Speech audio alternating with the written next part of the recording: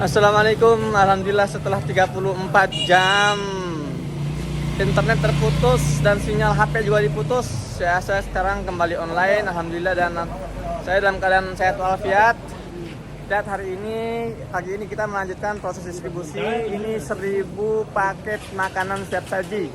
Teman-teman lihat ya, karena nggak ada gas untuk masak, jadi terpaksa kita mengandalkan yang ada ini, menggunakan kayu bakar. Ya, Masya Allah, tetaplah dengan segala keterbatasan kita harus terus bergerak.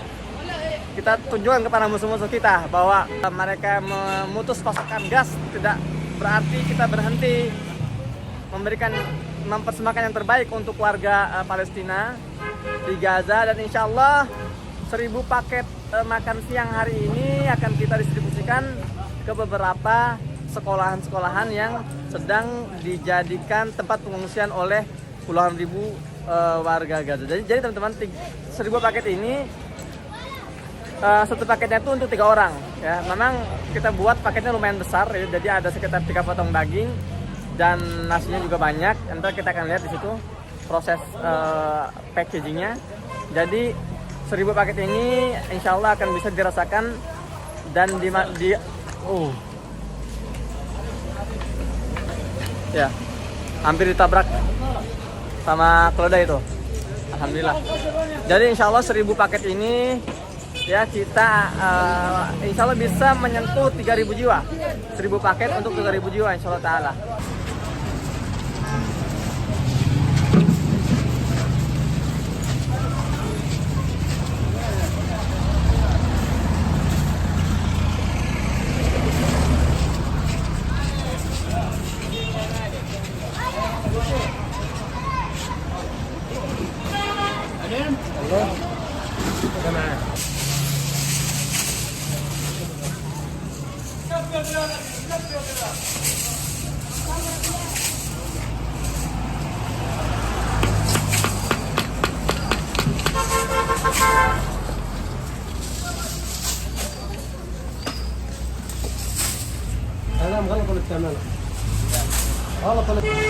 Nah, sekarang kita akan lihat teman-teman, ini proses packagingnya, pembungkusannya kita lihat.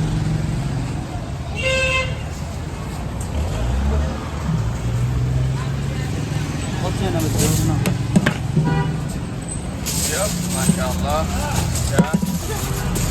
Ini satu porsi ini buat 3 orang udah cukup banget teman-teman, karena nasinya juga banyak nih.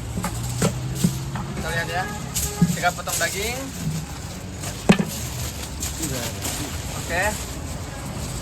Dan kita juga higienis ya, lihat ya, higienis ya. Masya Allah, Masya Allah. Assalamualaikum warahmatullahi wabarakatuh, teman-teman. Selamat sore waktu Gaza, Palestina.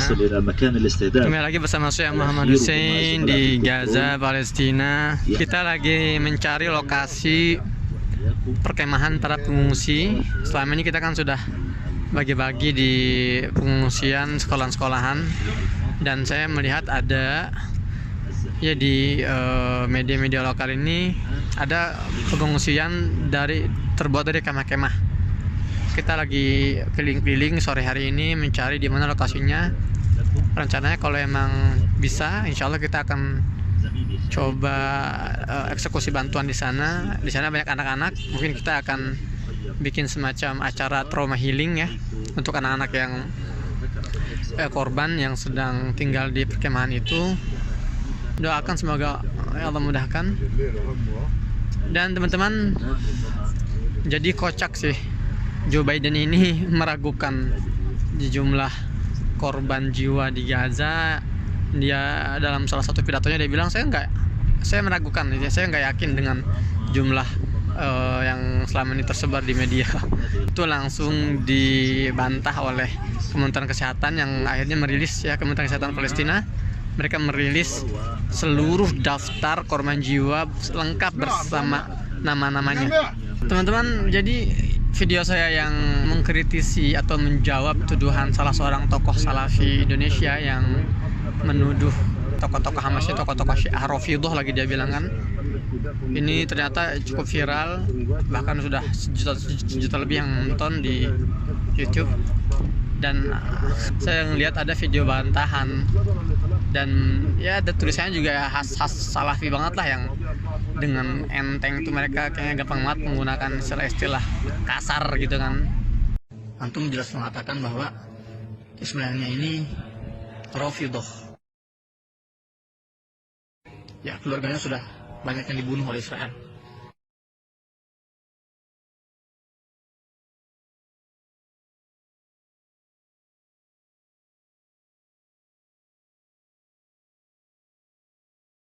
Antum bisa menuduh Ismail Haniyeh sebagai Rafidhah, ini konsekuensinya besar.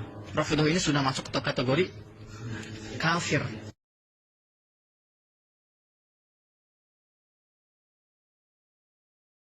لانتصار الثورة الإسلامية في إيران على يد الإمام الراحل الإمام خامنئي عليه رحمة الله، الإمام الخميني عليه رحمة الله.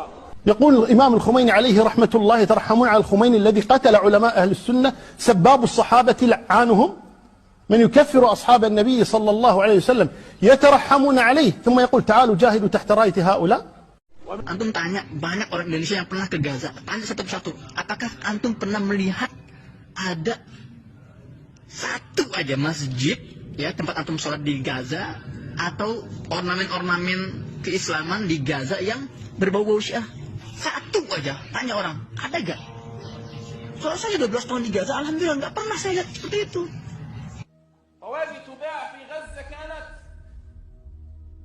لأنه لزوم الشغل لازم ملابس.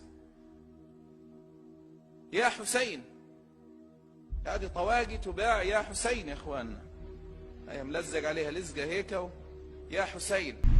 Meskipun nggak semuanya ya, karena tokoh-tokoh salafi Indonesia juga saya banyak yang kenal, respect terhadap mereka, yang juga respect terhadap kita.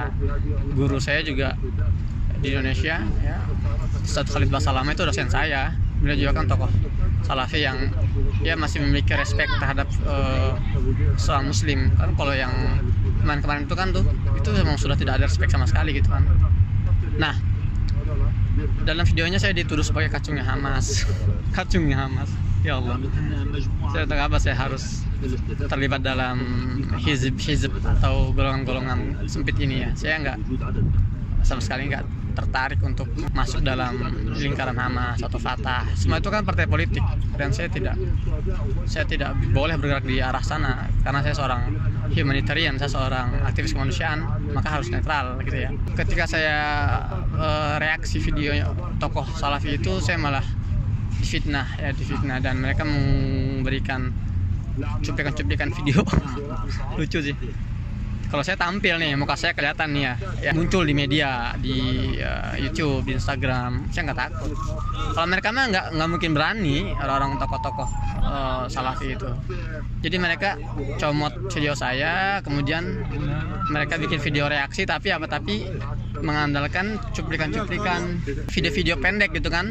Jadi main comot-comot gitu loh. Sumbernya itu nggak jelas, nggak bisa diverifikasi, nggak bisa divalidasi gitu kan. Pokoknya comot-comot untuk membalas tuduhan-tuduhan atau membalas argumen-argumen yang saya sampaikan ya. Kalau saya sih argumen saya kan apa yang saya rasakan dan saya lihat dengan mata kepala saya sendiri kan. Contoh ketika saya mengatakan bahwa Ismail Haniyeh bukan Rafidhah, karena saya sering sholat di belakang beliau.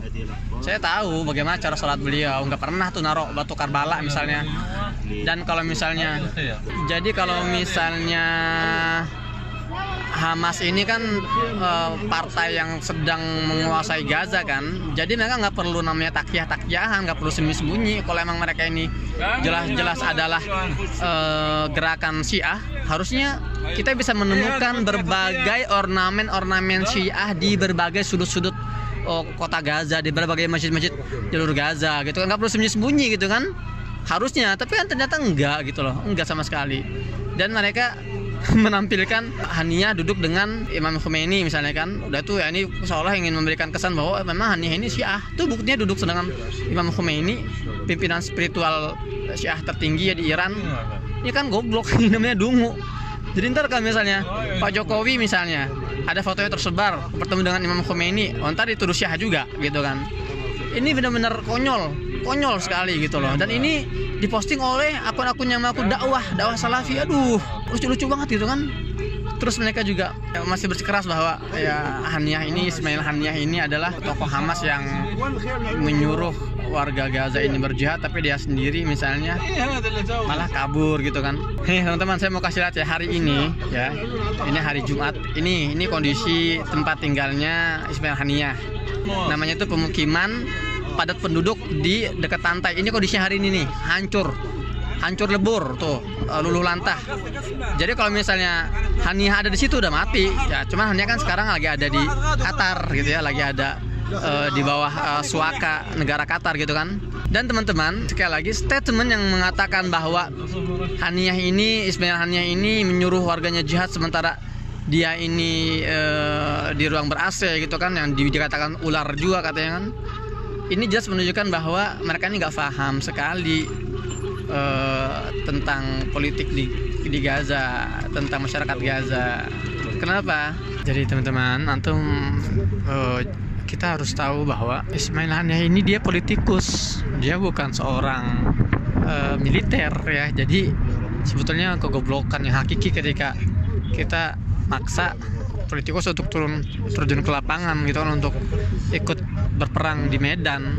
Sama seperti bodohnya ya kita kalau mikir bahwa ketika Indonesia harus perang misalnya kan, terus Pak Jokowi itu ikut dalam barisan para pejuang untuk ikut berjuang gitu kan, untuk perangnya nggak logis ya. Jadi sama seperti di Gaza. Jadi ada politikusnya, jadi ada partai politiknya, ada gerakan militernya. Sama kayak Indonesia juga kan gitu. Nggak semuanya para pemimpin itu adalah militer, enggak. Kita semua punya tenaga militer namanya TNI gitu kan, ada kepolisian untuk mengatur ketertiban dalam negeri gitu kan.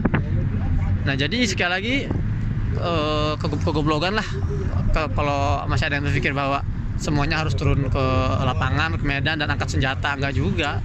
Banyak juga yang misalnya nyuruh saya misalnya, maksudnya kenapa nggak angkat senjata lah? Saya nggak dibutuhin sekarang mah.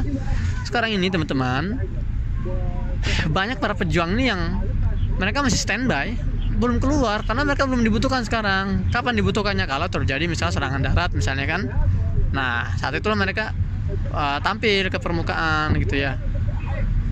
Jadi kalau ada ya orang-orang akun-akun salaf dakwah ya, akun dakwah salaf itu yang juga bertanya kayak gini nih ya, dan itu ada tuh nanyanya, coba minta foto tentara Hamas yang terbunuh ketika menggunakan seragam tentara misalnya kan, ya nggak akan ada, bego.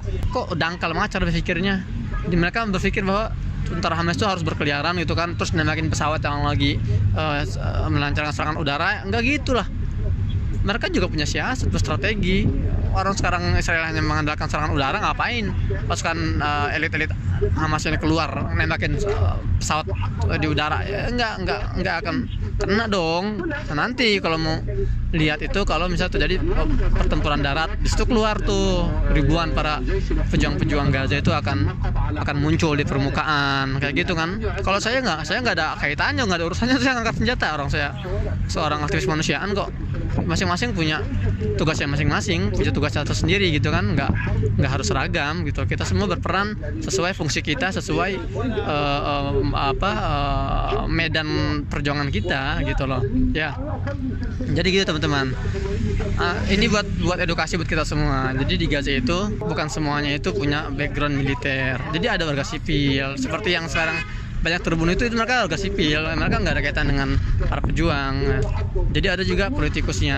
Hamas ini partai politik dipimpin oleh para politikus. Ismail Haniyah itu politikus, Muhammad Zahar politikus, siapa lagi, Khalid Mishal itu politikus, bukan militer gitu kan. Nah kalau bicara militer ya bicara kita misalnya tokoh-tokoh militer mereka nih, tokoh-tokoh militer para pejabat tinggi Al-Qassam, kayak misalnya Abu Ubaidah gitu ya kan, juru bicaranya. Terus komandan tertingginya misalnya siapa, Muhammad Adif, atau misalnya yang terbunuh panglima mereka juga, komandan yang bertugas di wilayah Gaza yang kemarin terbunuh itu namanya Ayman Nofal. Jadi bedakan antara pejabat tinggi militer dengan pejabat tinggi politik ya, jelas ya. Saya nggak bisa pikir apa yang difikirkan oleh kalian, wahai para pembenci mujahidin di Gaza gitu loh. Ya kok janggut kalian panjang-panjang, jidat kalian hitam-hitam, tapi kok otak kalian sekecil otaknya Abu Janda, Eko Kuntadi, dan para buzzer-buzzer yang memang selama ini ya sangat mencintai perjuangan mereka membela Zionisme, kayak Monique Riker tuh yang mati-matian tampil di sana sini menggunakan baju Zionis. Jadi kalau kalian menuduh bahwa para pejuang Hamas ini buatan Syiah dan itu nggak terbukti, sekarang wajar kalau kita bertanya, apa jangan-jangan kalian buatan Yahudi gitu, apa jangan kalian buatan Zionis, karena kalian kok terkesan sangat memojokkan, skeptis terhadap para pejuang, dan statement-statement kalian itu sangat mendukung Zionis banget gitu loh secara langsung. Saya nggak bicara secara nggak langsung ya, secara langsung kalian tuh sudah menguntungkan pihak Zionis dengan memecah belah